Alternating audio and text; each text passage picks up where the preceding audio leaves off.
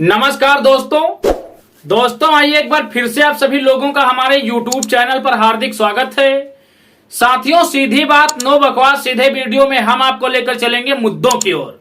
साथियों, जैसा कि आपने हमारे वीडियो का थंबनेल देखा कि मायावती की जीत से डरे सपाई, शिवपाल ने दी बहन जी को गाली। साथियों, इस वीडियो में हम साक्ष्यों के साथ इन मुद्दों पर चर्चा करेंगे, लेकिन वीडियो को शुरू करने से पहले एक बात कहेंगे। आप लोगों ने पढ़ा भी होगा कि कुत्ते की दुम कभी सीधी नहीं होती है। आप अगर उसे सीधा करने का प्रयास भी करोगे तो कुछ समय के लिए ही सीधी रहेगी, उसके बाद फिर से अपनी औकात में आ जाएगी। यही कुछ दशा इस समय की राजनीति में समाजवादी पार्टी के नेताओं की है।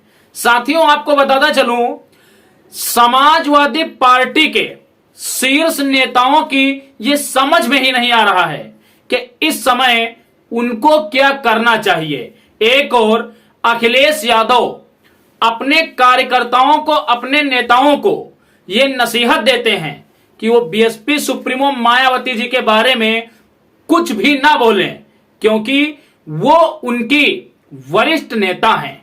तो दूसरी ओर समाजवादी पार्टी के अध्यक्ष अखिलेश यादव जी के चचा शिवपाल सिंह बीएसपी सुप्रीमो मायावती जी को लेकर एक ऐसी अभद्र टिप्पणी करते हैं जिससे बहुजन समाज में काफी आक्रोश देखने को मिल रहा है।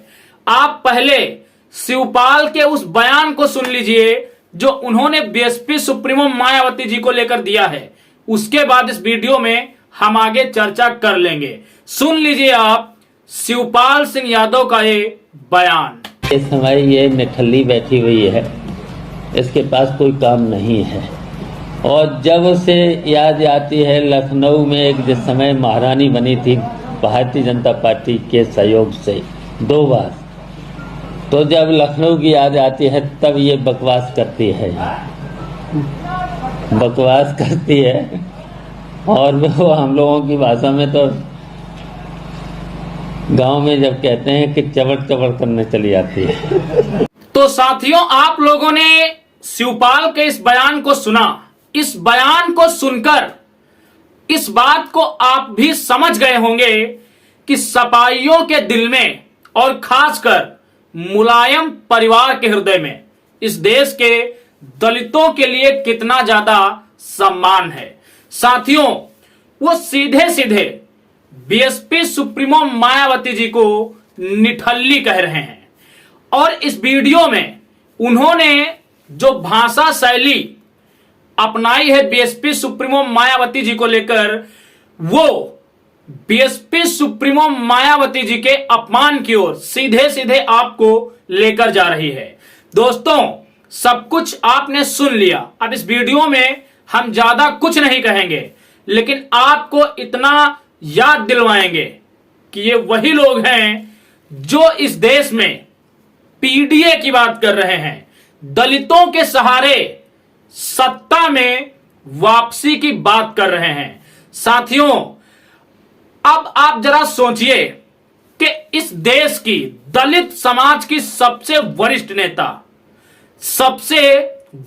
नेता उनके लिए जब इन सपाइयों के दिल में ऐसे विचार हैं, तो आप सोचिए दलित समाज के उन चमचों के लिए इनके दिल में कैसे सद्भाव होंगे जो समाजवादी पार्टी की चमचागिरी करते हैं, सभासदी, पार्षदी और विधायकी के टिकट के लिए इनके जूतों में पॉलिश करते हैं। साथियों, अब भी कुछ नहीं बिगड़ा है, समझ जाइए और अपने अंदर मरे हुए अपने स्वाभिमान को जगाइए।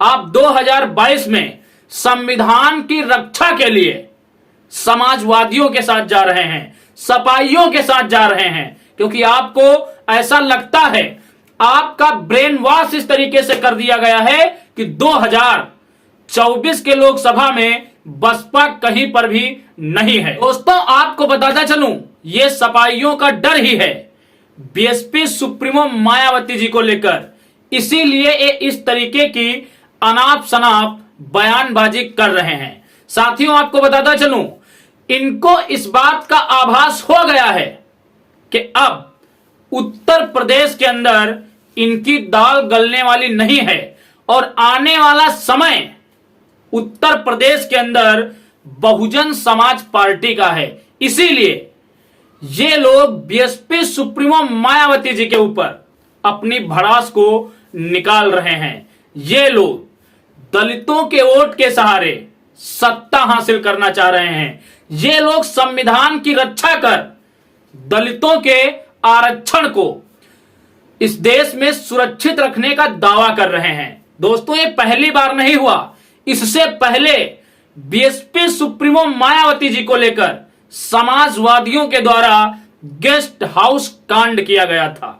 आप सोचिए, क्या इससे भी जघन्य अपराध बीएसपी सुप्रीमो मायावती जी के ऊपर बहुजन समाज के लिए कोई भी हो सकता है? तो साथियों, अब भी देर नहीं हुई है। आपके अंदर अगर अभी भी थोड़ा भी सम्मान और स्वाभिमान जिंदा है तो 2024 के जो शेष चरण बचे हुए हैं उनमें अपनी लीडरशिप को मजबूत करने का प्रयास कीजिए। साथियों, ये तो मायावती हैं जिन्होंने हमेशा से समाजवादियों का विरोध किया राजनैतिक रूप से। आप याद कीजिए चंद्रशेखर आजाद को, जो हमेशा सपाइयों के पिछलग्गू बने रहे कि इनको इंडिया गठबंधन में एक सीट दी जाएगी, इनको 2022 के विधानसभा चुनाव में चुनाव लड़वाया जाएगा। लेकिन जब वक्त आया तो इन सपाइयों ने, इन समाजवादियों ने चंद्रशेखर आजाद को क्या दिया? दोस्तों, सिर्फ बीएसपी सुप्रीमो मायावती जी को लेकर इनकी सोच गंदी नहीं है, इनकी सोच पूरे दलित समाज को लेकर गंदी है।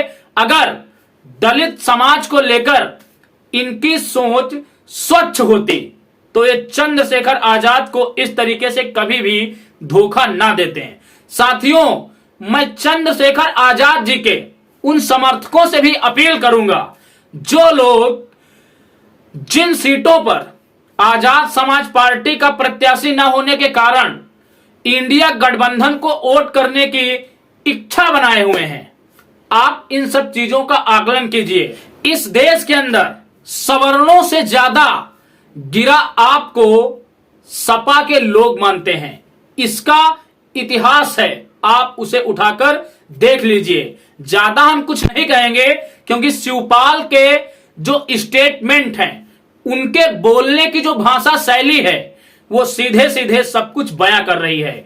बाकी दोस्तों, अगर आपको हमारा ये वीडियो सही लग रहा है तो आप इस वीडियो को देश के हर एक दलित तक भेजने का प्रयास कीजिए ताकि वो भी सही और गलत की पहचान कर 2024 के लोकसभा चुनाव में सही निर्णय ले सके। बाकी दोस्तों, आप अगर किसी भी व्हाट्सएप ग्रुप, फेसबुक ग्रुप से जुड़े हुए हैं तो हमारी वीडियो की लिंक को वहां तक शेयर कीजिए। साथियों, चलते चलते हम कहेंगे कि अगर आप हमारे चैनल पर नए हैं तो हमारे चैनल को सब्सक्राइब कीजिए ताकि हम मजबूती के साथ बहुजन समाज की आवाज को उठा सकें। बाकी इस वीडियो में इतना ही, मिलेंगे एक अगले वीडियो में एक अगले मुद्दे के साथ। तब तक के लिए आप सभी को मेरा सादर जय भीम, जय भारत, जय संविधान।